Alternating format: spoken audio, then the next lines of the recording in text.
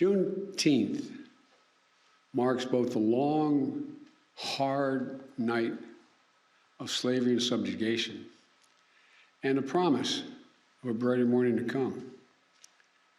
This is a day of profound, in my view, profound weight and profound power.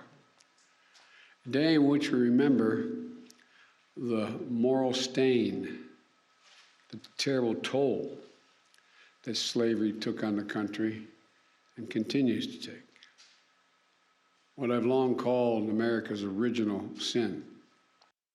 Well, Aldon Morris is a professor of sociology and African American studies at Northwestern University, and he joins us from Chicago, Illinois. Thanks so much for joining us on the program. So you have a new national holiday, a day off. Does it mean anything to you? Oh, it means a great deal to me. You know, we had the other emancipation, July 4th, Independence Day, but there were still slaves. All the way up until 1865. And slaves were supposed to have been free in 1863 after Abraham Lincoln signed the proclamation, Emancipation Proclamation.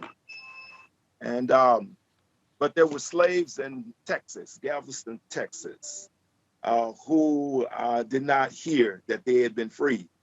And so they stayed in slavery for another 2.5 years. And then, of course, the plantation owners did not tell them that they were free. And did not tell them that they were free because they wanted to continue to use their free labor.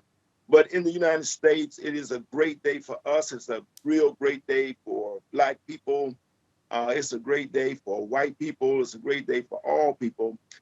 Because it's another milestone in the journey toward real human freedom. Yeah, I mean, it's interesting. Kamala Harris there, listening to her comments, says, you know, we have far to go, but we have come far. But some critics say the move feels like a hollow gesture and that actually what's needed are broader reforms to address systemic racism. Do you agree? Yes, I very much agree. I mean, it doesn't cost the nation a whole lot, a great deal. To have this holiday.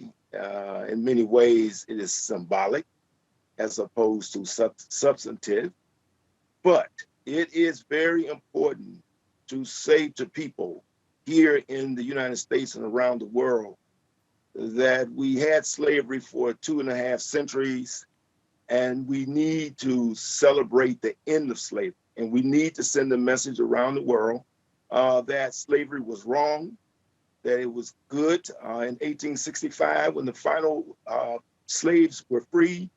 And so now then what this means is that it's only a beginning, another step toward getting complete freedom. In the United States, Black people are still unemployed, twice the rate of whites.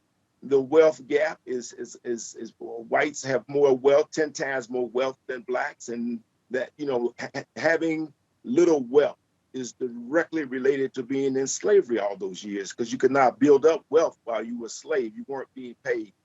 And there are all kinds of health disparities. As you well know, there's the police brutality, and there is still deep levels of poverty, especially for Black people, but not only for Black people. And so this is a symbolic step that has been taken, and it's welcome, and we embrace it, but we are not confusing it with deep substantive changes.